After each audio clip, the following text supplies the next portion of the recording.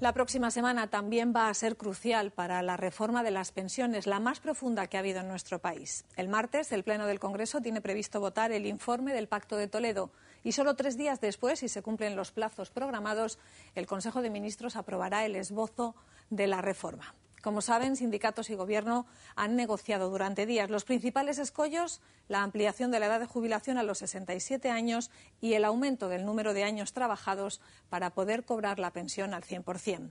En el siguiente informe analizamos los pormenores de la reforma. La inminente reforma de las pensiones es la tercera modificación del sistema en democracia, pero posiblemente sea la más importante y la que cambie en profundidad la jubilación en España.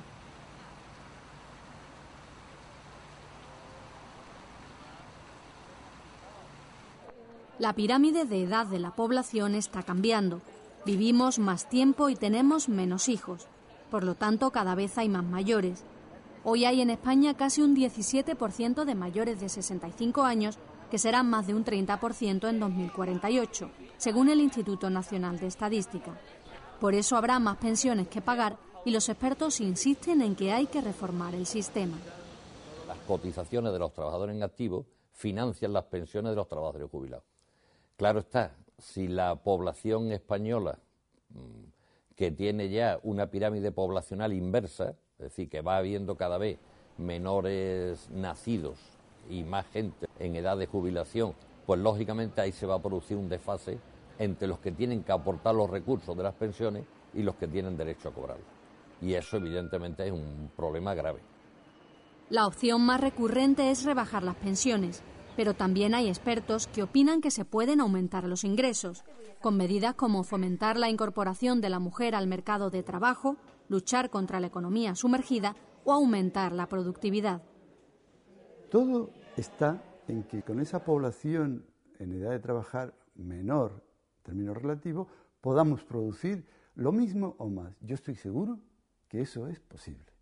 Posible porque todavía puede trabajar mucha gente aquí en España que ahora no está trabajando y quiere trabajar.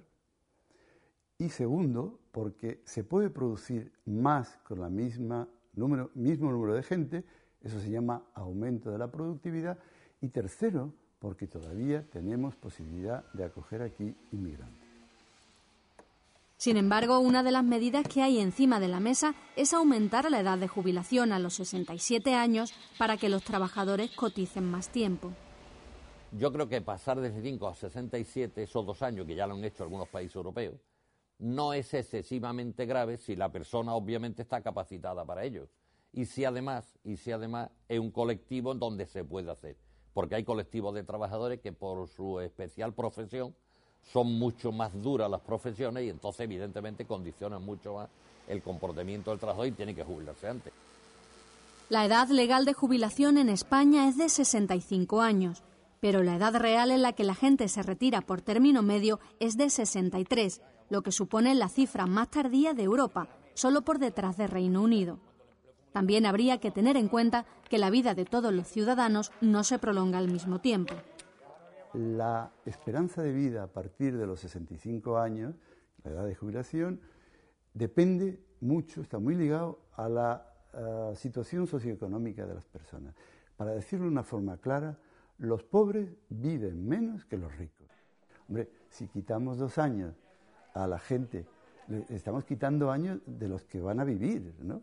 Y le estamos quitando mucho más a los pobres porcentualmente. Y entonces lo que hacemos con esta medida es prolongar después de la jubilación, después de la vida laboral, todas las desigualdades y más que había antes. Además, vivir más años no significa vivir sano. Y la salud también es algo que depende mucho de los factores socioeconómicos. La otra medida que se baraja es aumentar el periodo para calcular la cuantía de las pensiones. Ahora mismo es de 15 años. Es decir, para calcular la cuantía de la paga de un jubilado se tienen en cuenta los salarios de sus últimos 15 años de trabajo. Este margen podría ampliarse a 25 años. Eso evidentemente tiene que cambiarse. Los economistas pensamos en general, y yo en particular, que debe vincularse a toda la vida laboral del trabajador, porque desde que el trabajador empieza a trabajar está generando su derecho a la pensión. y además ahí hay comportamientos anómalos en el sistema. Por ejemplo, personas que han generado unos ingresos importantes en la seguridad social durante años y en los últimos años de su vida, por los motivos que sea, generan unos menores. Entonces, claro, si generan menores, tendrían derecho a una pensión menor, cuando en su primera época lo generaron mucho más. Sin embargo, lo habitual es que el salario sea más bajo al principio de la vida laboral. La ampliación del periodo afecta sobre todo a jóvenes y mujeres. Hay mujeres que tienen una vida laboral, que es entrar en el mercado de trabajo, salir para cuidar a los niños, volver a entrar, o porque se quedan paradas. Los jóvenes, que tardan muchísimo en incorporarse en el mercado de trabajo, que se incorporan con trabajos precarios, que o no cotizan, o cotizan 6 meses, están fuera otros 6, esa gente tiene un gran problema al final. Y desde luego a lo que hay que oponerse con toda la fuerza que uno pueda es a llegar a que se utilice toda la vida laboral para el cómputo de la pensión. Eso ni es justo, ni es sensato, ni es razonable.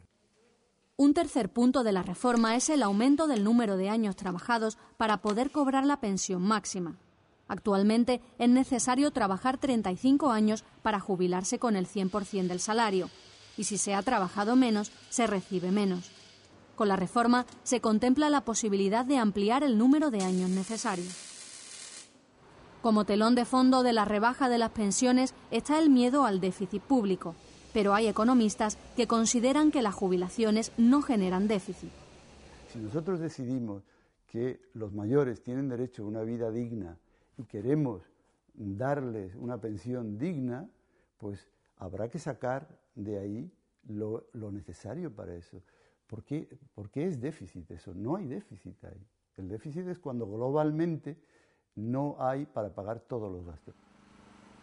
Sin embargo, muchos aseguran que lo habrá en el futuro. A mayor coste de las jubilaciones, de las pensiones de jubilación, si los recursos que entran son menores, el déficit terminaría produciéndose. Primero había un superávit menor y después tendríamos un déficit evidente si eso se mantiene en el tiempo. Eso nos lleva a endeudarnos, eso está claro. De momento, la Seguridad Social hoy tiene superávit y se plantea la conveniencia de hacer las reformas de manera urgente o con más tranquilidad. ¿Es realmente urgente que empecemos a mover todo? Yo personalmente creo que no. Primero porque tenemos uno de los mejores sistemas de pensiones de Europa y del mundo, claro.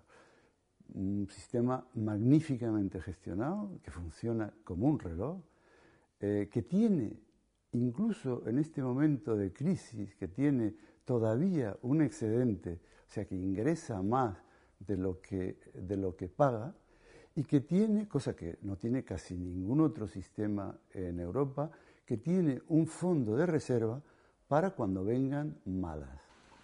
Urgente o no, con unas razones u otras, el debate sobre las pensiones no es exclusivo de España. Los actuales gobiernos de muchos países de la Unión Europea, como Francia o Alemania, lo han puesto encima de la mesa en los últimos años, imponiendo recortes y aumento de la edad de jubilación, pero no siempre con consenso social. Yo creo que el problema hay que trasladárselo a la sociedad. Este es un problema que hay que resolver entre todos, y entre todos tiene que haber el consenso suficiente. No va a ser exclusivo, no va a ser absolutamente de la totalidad de la sociedad, pero tiene que ser mayoritario, lógicamente. Y ese consenso es fundamental, porque todos asumiremos así nuestro papel. Nuestro papel, una vez que lo hayamos asumido, lo admitiremos perfectamente sin ningún tipo de problema. La búsqueda de consenso ha sido una constante en los últimos meses, pero el logro social que son las pensiones sigue viéndose desde diferentes puntos de vista.